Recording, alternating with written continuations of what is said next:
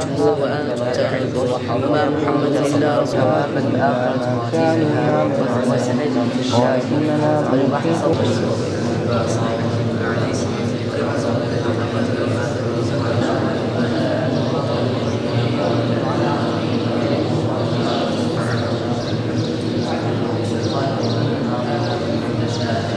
أعوذ بالله من الشيطان الرجيم بسم الله الرحمن الرحيم انفروا خفافا وثقالا وجاهدوا بأموالكم وأنفسكم في سبيل الله ذلكم خير لكم إن كنتم تعلمون لو كان عرضا قريبا وسفرا قاصدا لاتبعوك ولكن بعدت عليهم الشقة وسيحلفون بالله لو استطعنا لخرجنا معكم يهلكون أنفسهم والله يعلم إنهم لكاذبون عفى الله عنك لما أذنت لهم حتى يتبين لك الذين صدقوا وتعلم الكاذبين لا يستأذنك الذين يؤمنون بالله واليوم الآخر أن يجاهدوا بأموالهم وأنفسهم والله عليم بالمتقين.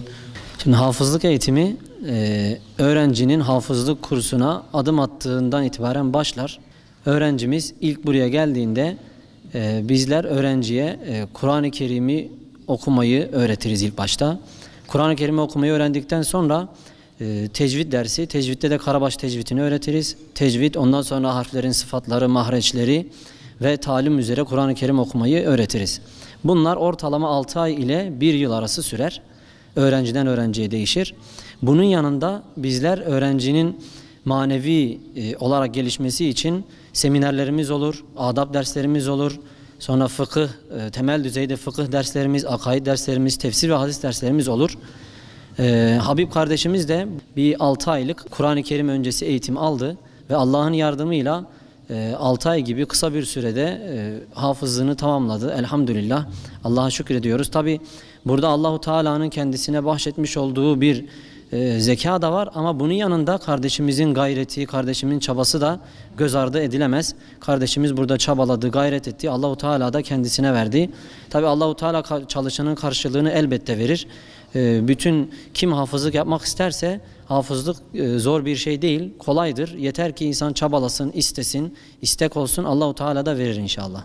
Normal şartlarda hafızlık süresi 6 ay ile 1 yıl arası yüzüne eğitimidir. Ondan sonra da maksimum 2 yıl hafızlık süresidir. Toplam 3 yıl. Normalde bizim kursumuzun öğrenci buraya gelir, 3 yıl sonra mezun olur. 17 yaşındayım. Mardin Kızıltepe'den geldim buraya. İlk 6 ay boyunca hazırlık eğitimi aldık. Kur'an dersleri, talim, tecvid, mahreç dersleri aldık. Bir de yanında adab dersi aldık. Seydalar uygun görürse hafızlığa başladım. Hafızlığa başladıktan sonra çabalayıp çalıştım. Allah da izin verdi. Ben 6 ayda bitirdim. Ben buraya gelmeden önce yani 6 ayda bitireceğimi tahmin edemiyordum. Yani hafızlık zor bir şey değildir. Yani çalışsan, çabalasan yapabiliyorsun.